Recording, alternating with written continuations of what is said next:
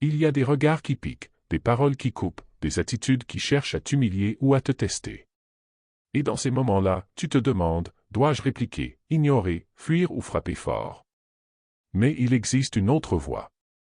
Une voie plus calme, plus puissante, plus stoïque. Celle qui ne cherche pas à écraser l'autre, mais à désarmer par la maîtrise, la dignité, l'intelligence. Dans cette vidéo, je vais te partager cette attitude simple mais redoutable pour désarmer ceux qui te manquent de respect, sans t'abaisser, sans perdre ton calme, sans devenir ce que tu refuses d'être. Et tu verras, parfois, le plus grand pouvoir ne réside pas dans ce que tu fais, mais dans ce que tu refuses de faire. Si tu en as assez de subir le mépris ou les provocations, reste jusqu'au bout. Et partage en commentaire, quelle attitude t'a déjà permis de garder ton respect, quand tout en toi voulait exploser. 1. Garde ton calme absolu. Il y a des moments où le silence est plus violent que le cri. Des moments où le calme, s'il est vrai, devient une arme redoutable. Et pourtant, c'est une arme qui ne blesse personne. Elle ne frappe pas, elle ne hurle pas, elle ne cherche pas à écraser. Elle se contente d'exister et cela suffit pour désarmer. Car face à quelqu'un qui cherche à te provoquer, à t'humilier, à te pousser dans tes retranchements, le calme absolu est la réponse la plus déroutante. Quand tu restes calme face à l'irrespect, tu envoies un message silencieux, mais puissant, tu n'as pas de prise sur moi. Et dans ce monde où la colère est devenue un réflexe, où chaque offense appelle une explosion, celui qui choisit le contrôle devient immédiatement différent. Il inspire une forme d'autorité froide, tranquille, presque intimidante. Non pas parce qu'il cherche à dominer, mais parce qu'il refuse de se laisser emporter. Garder ton calme ne signifie pas fuir, ni subir, ni accepter l'inacceptable. Cela veut dire que tu choisis de rester maître de toi, même quand l'autre perd la maîtrise de lui-même. C'est comme être le capitaine d'un navire en pleine tempête. Tu ne peux pas calmer les vagues, tu ne peux pas arrêter le vent, mais tu tiens la barre. Tu restes là, droit, ancré. Et cela suffit à te faire respecter, parfois même par ceux qui voulaient te voir couler. Prenons un exemple très simple. Imagine quelqu'un qui te parle avec mépris, il hausse la voix, te coupe la parole, cherche à t'écraser par son ton ou ses mots. La réaction instinctive, c'est de répondre sur le même ton, de te défendre, de prouver que tu ne te laisses pas faire. Mais en faisant ça, tu entres dans son jeu. Tu descends sur son terrain. Tu lui donnes ce qu'il veut, une bataille. Maintenant imagine que tu le regardes calmement, que tu réponds posément, sans agressivité, sans faiblesse non plus. Tu dis ce que tu as à dire, clairement, et tu te tais. Le déséquilibre change de camp. Car lui est dans la tension, et toi dans la maîtrise. Le calme absolu est une force invisible. Il n'est pas spectaculaire, mais il est profondément respecté. Parce qu'il est rare. Parce qu'il est difficile à maintenir. Parce qu'il exige un travail intérieur. Ce calme-là n'est pas passif, c'est un choix. Un effort. Un engagement envers soi-même. Il demande de connaître ses propres déclencheurs, de respirer au lieu de réagir, de prendre un pas de recul au lieu de se jeter dans le feu. C'est un peu comme si tu étais un lac. L'autre peut jeter des pierres, provoquer des remous, chercher à troubler ton eau. Mais si tu restes immobile, si tu laisses les pierres couler sans y plonger avec elles, alors peu à peu, tout redevient clair. Et ce calme-là, les gens le sentent. Il crée un espace dans lequel le respect est presque inévitable.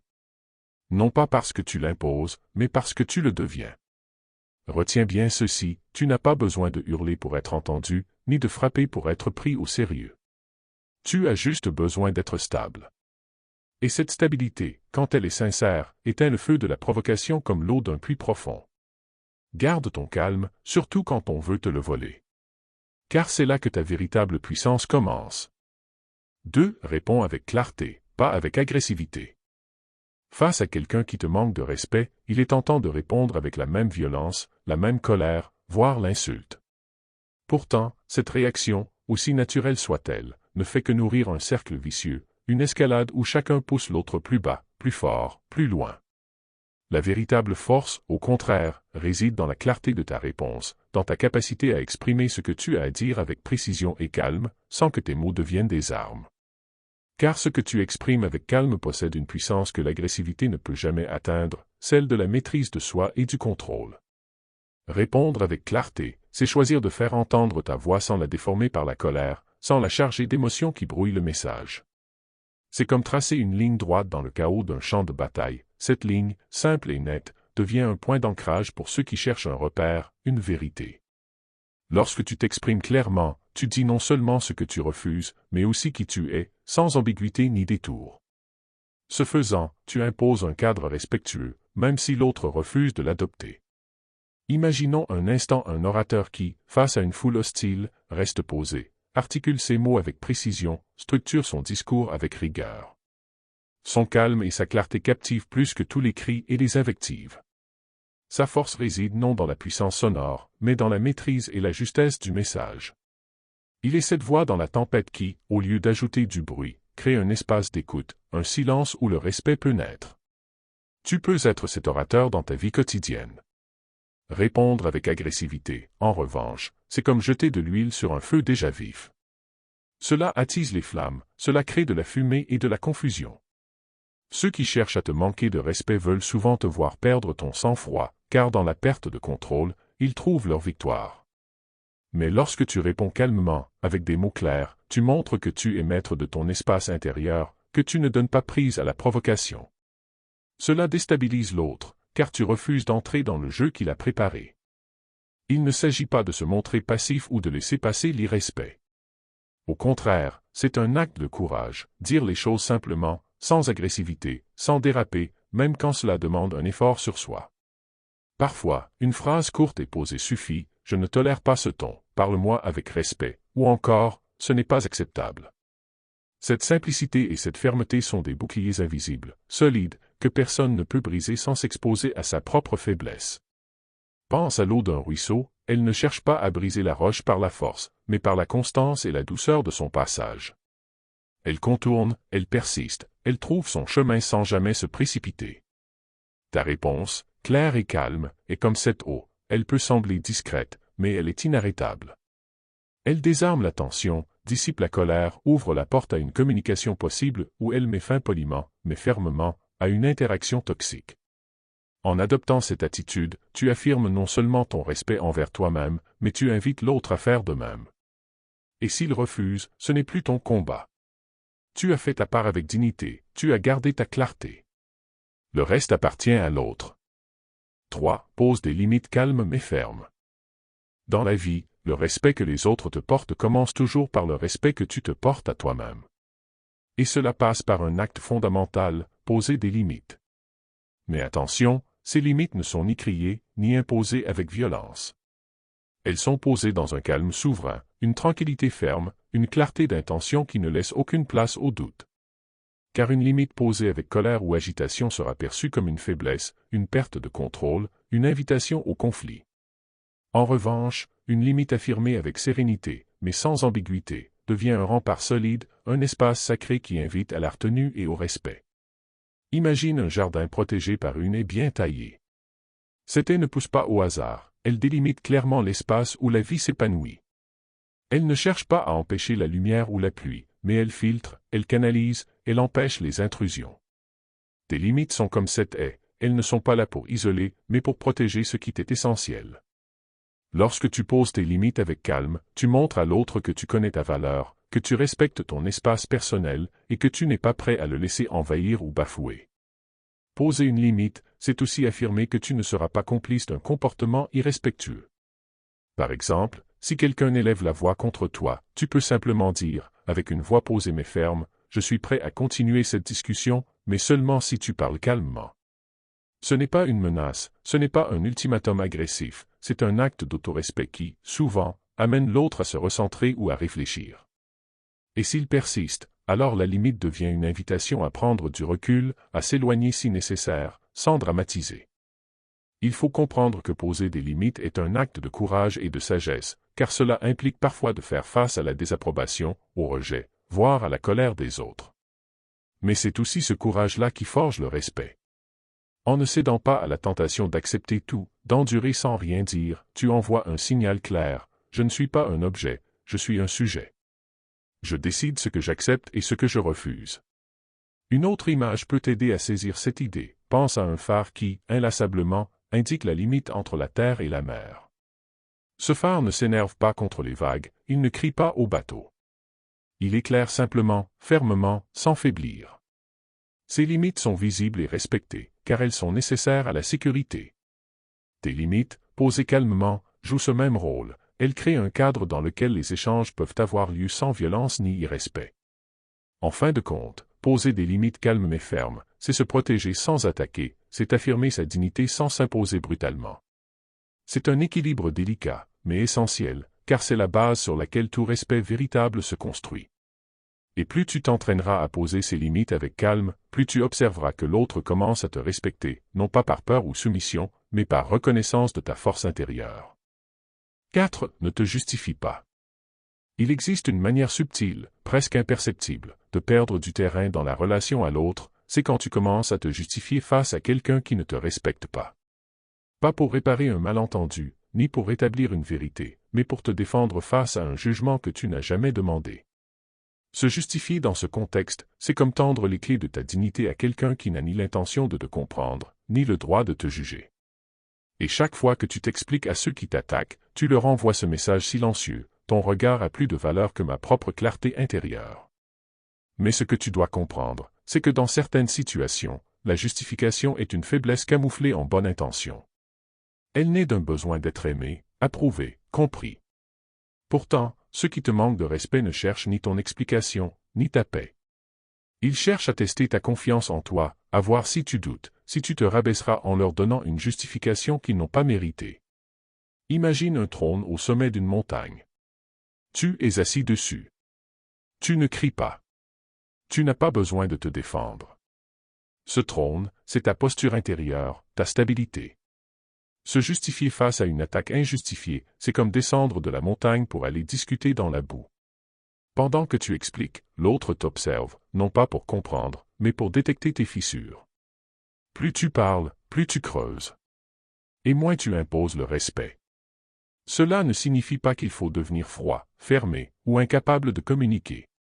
Mais cela signifie qu'il faut faire la différence entre éclairer quand c'est utile et s'excuser de respirer. Un exemple simple, tu dis non à une invitation, et on te répond avec insistance ou reproche.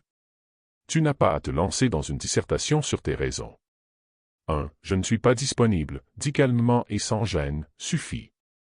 Car en réalité, ceux qui te respectent n'ont pas besoin de justification, et ceux qui te méprisent n'en feront jamais bon usage. Ne te justifie pas quand on te provoque.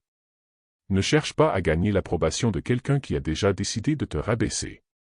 Ne perds pas ton souffle à essayer de convaincre ceux qui ne t'écoutent que pour avoir le dernier mot. En agissant ainsi, tu offres ta force à ceux qui ne la méritent pas, et tu t'éloignes de toi-même, lentement mais sûrement. Sois comme une muraille silencieuse, stable, présente, claire dans ses contours. Une muraille ne s'excuse pas d'être là. Elle ne bouge pas à chaque vent, elle ne répond pas aux pierres. Elle reste. Et c'est cette solidité intérieure, cette capacité à ne pas te disperser en explications inutiles, qui finit par désarmer même les provocateurs les plus brillants. Tu n'es pas obligé de te faire comprendre pour exister. Tu n'as pas à te justifier pour mériter le respect. Tu dois seulement rester fidèle à ce que tu sais être juste, parler quand c'est nécessaire, te taire quand c'est sage, et avancer sans baisser la tête. Car la vraie autorité n'a pas besoin d'être prouvée. Elle se ressent. Et elle commence quand tu arrêtes de mendier l'approbation de ceux qui n'ont rien à t'offrir. 5. Ne rends pas l'humiliation. Élève-toi au-dessus. Il y a un instinct profondément humain, presque animal, qui surgit dès qu'on nous manque de respect, celui de rendre coup pour coup, de renvoyer l'humiliation, de blesser là où l'on vient d'être blessé. Et pourtant, aussi légitime qu'il puisse paraître, cet instinct, s'il n'est pas maîtrisé, devient une trahison silencieuse de soi-même. Parce qu'en rendant l'humiliation, tu crois reprendre le pouvoir, mais en réalité, tu le laisses derrière toi. Tu descends sur le même terrain, tu joues selon les mêmes règles, et tu deviens peu à peu l'image inversée de celui que tu voulais fuir. S'élever au-dessus de l'humiliation, ce n'est pas l'ignorer comme si elle n'avait jamais existé. Ce n'est pas faire semblant que rien ne t'a touché. C'est avoir la lucidité et la force intérieure de choisir une autre voie. Celle qui dit « je vaux plus que ce qu'on me projette ». Je n'ai pas besoin de salir l'autre pour rester propre. Ce choix n'est pas facile. Il demande une colonne vertébrale. Il demande de la profondeur. Il demande de la grandeur d'âme. Imagine un aigle qui vole très haut, dans les airs. En bas, on l'insulte, on le critique, on le provoque. Mais il ne descend pas. Il n'a pas à le faire. Parce que sa place n'est pas là, au ras du sol, dans la poussière des conflits inutiles. Et plus encore, il ne s'abaisse pas à chasser des mouches. De la même manière, quand on te provoque, quand on te rabaisse volontairement, refuser de répondre par la même arme, c'est affirmer ton élévation. Ce que peu comprennent, c'est que le mépris est souvent un aveu d'impuissance déguisé. Celui qui t'humilie ne te montre pas sa supériorité, il dévoile son vide intérieur, sa fragilité maquillée en agressivité.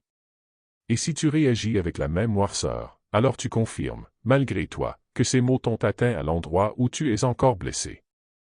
En revanche, si tu restes digne, si tu choisis le silence ou une réponse sobre, posée, contenue, tu exposes son vide sans avoir à le nommer. Prenons un exemple. Tu es dans une réunion et quelqu'un fait une remarque humiliante, destinée à te ridiculiser devant les autres. Tu pourrais riposter, faire mal, attaquer, rire jaune. Mais tu peux aussi marquer un court silence, le regarder droit dans les yeux et dire calmement « Je te laisse la responsabilité de tes mots ». Cette phrase, simple mais forte, remet l'autre face à lui-même, sans que tu aies à l'imiter dans sa bassesse.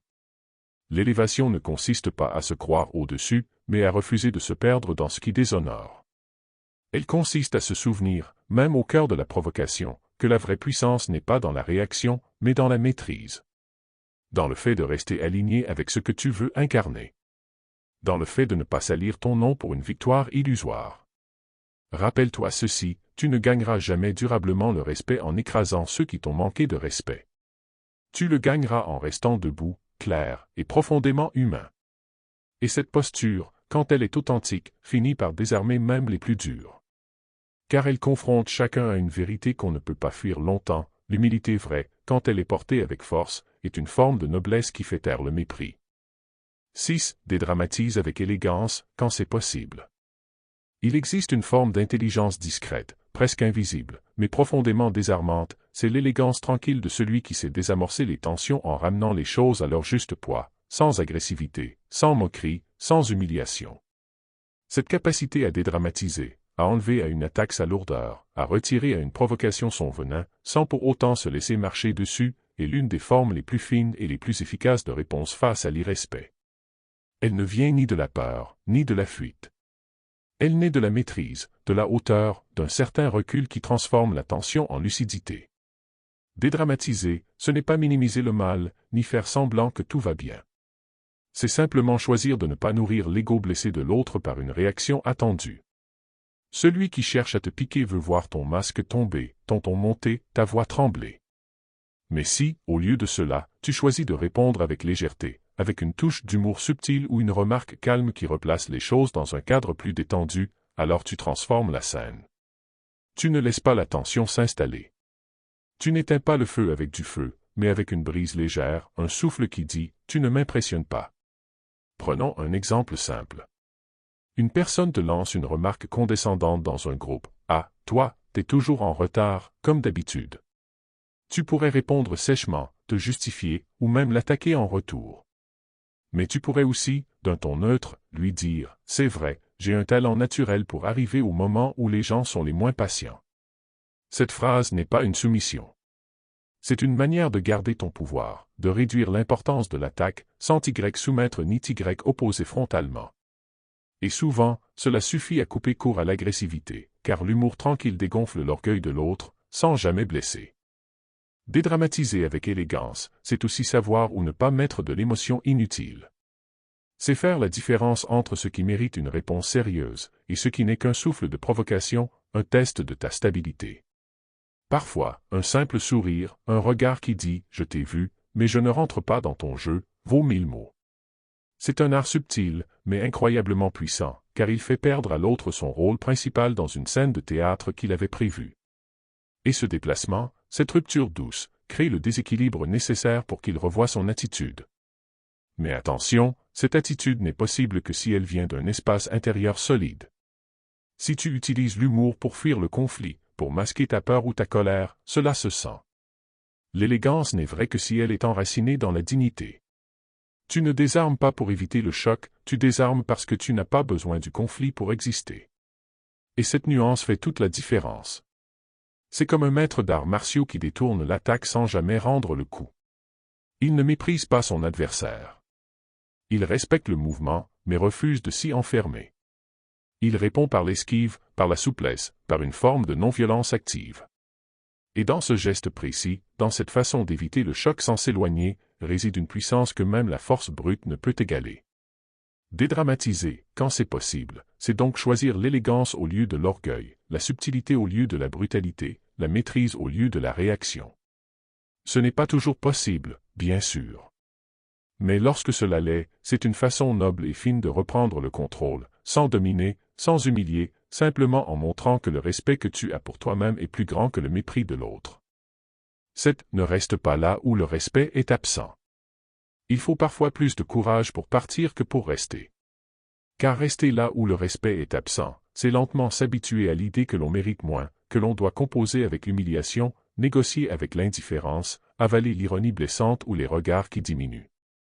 Et plus on s'habitue à cela, plus on finit par croire que c'est normal. Mais ce n'est pas normal. Ce n'est jamais normal. Ce n'est pas parce qu'on s'est habitué à une prison qu'elle cesse d'en être une. Il y a des lieux, des relations, des environnements dans lesquels le respect est constamment absent. Et le plus dangereux, c'est que l'irrespect n'est pas toujours brutal ou direct. Parfois, il est subtil, diffus, presque insaisissable. Il se cache dans les non-dits, dans les silences lourds, dans les moqueries déguisées en humour, dans le ton qu'on emploie quand on parle de toi sans te regarder vraiment. Et à force d'y être exposé, tu perds quelque chose de précieux, ta clarté intérieure. Tu ne sais plus très bien où tu en es, ni ce que tu mérites. Tu finis par douter de ta valeur simplement parce que tu l'as trop longtemps laissé piétiner. C'est pourquoi la dernière des attitudes, la plus radicale peut-être, mais aussi la plus puissante, c'est celle-ci, savoir s'en aller. Quitter ce qui t'abîme, même si c'est familier. Refuser de continuer à t'exposer là où tu n'es pas respecté, même si cela signifie être seul pendant un temps. Car le respect ne se quémande pas, il ne s'arrache pas, il ne se mendie pas. Il se manifeste ou il ne se manifeste pas. Et s'il n'est pas là, tu dois apprendre à t'éloigner, non pas dans la haine ou la rancune, mais dans la lucidité et l'amour-propre. Tu peux imaginer ton intégrité comme une flamme. Elle éclaire, elle réchauffe, mais elle est fragile. Si tu la laisses trop longtemps dans un endroit où l'air est vicié, elle s'éteint. Et tu finis par marcher dans l'obscurité, en oubliant que tu portais autrefois une lumière. Quitter un espace où le respect est absent, c'est protéger cette flamme. C'est préserver ce qu'il y a de vivant en toi. C'est dire, sans mots, que tu as compris ta propre valeur et que tu refuses désormais de l'exposer à ce qui la salit. Bien sûr, ce départ ne sera pas toujours géographique. Parfois, c'est une distance intérieure. Un détachement progressif. Tu continues à croiser ces personnes, à vivre dans ce contexte, mais tu n'y donnes plus ton énergie, ton cœur, ta vulnérabilité. Tu ne t'exposes plus. Tu crées un espace invisible, mais réel, entre eux et toi. Et dans ce silence-là, dans cette prise de recul, quelque chose se rétablit, ta dignité. Il ne s'agit pas ici de tout fuir à la moindre tension, ni de vivre dans un idéal irréaliste où tout le monde doit t'honorer. Non. Il s'agit simplement de ne pas insister là où tu es constamment rabaissé, ignoré, effacé. Il s'agit de te choisir, même si cela signifie décevoir ou déranger. Il s'agit de construire un monde où tu peux respirer librement, sans avoir à te défendre à chaque pas. Retiens ceci, parfois, la manière la plus puissante de désarmer quelqu'un qui te méprise, ce n'est pas de lui répondre, ni de te battre, ni de le convaincre. C'est de partir. En silence. Avec calme. Avec noblesse. Et de te rediriger vers des lieux, des gens, des contextes où le respect est une évidence, et non une conquête. Là où ta présence n'est pas remise en question, mais accueillie. Et cette décision-là, cette dernière attitude, est peut-être la plus profonde de toutes. Car elle ne dit pas seulement « je mérite le respect ». Elle dit surtout « je ne laisserai plus personne m'apprendre à vivre sans ». Ce que tu choisis de tolérer enseigne aux autres comment ils peuvent te traiter. Et parfois, sans même t'en rendre compte, tu laisses passer trop de choses, tu t'adaptes, tu encaisses, jusqu'à ce que tu réalises que tu t'es un peu perdu dans le regard des autres. Mais maintenant, tu sais. Tu sais qu'il existe une autre voie, celle de la maîtrise, de la clarté, de la dignité. Tu n'as pas à frapper plus fort pour te faire respecter. Tu as simplement à te tenir droit, ferme, calme et entier. Si cette vidéo t'a parlé, si elle t'a permis de voir les choses autrement ou de te recentrer, laisse un commentaire, même quelques mots, pour partager ce que tu retiens le plus. Et si tu veux continuer ce chemin intérieur avec moi, abonne-toi. Ici, on construit un esprit solide, sans bruit, sans masque, mais avec profondeur.